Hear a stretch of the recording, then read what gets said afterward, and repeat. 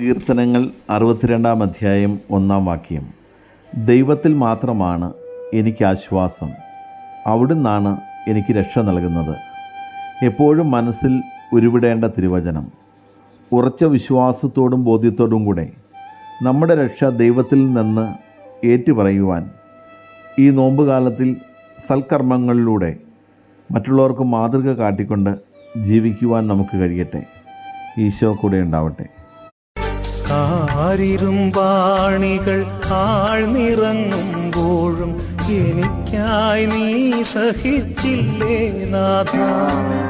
നിന്റെ നെഞ്ചിലെ തിരുച്ചോരയാൽ എൻ പാപമാലിന്യം കഴുകേണമേ. എല്ലാം അറിയുന്ന കാരുണ്യമേ, എല്ലാം അറിയുന്ന കാരുണ്യമേ, എൻ രക്ഷ നീ മാത്രമല്ലയോ. കാൽവരി ക്രൂശിലെ സ്നേഹമേ, ഞാൻ അറിയുന്നു നിന്നും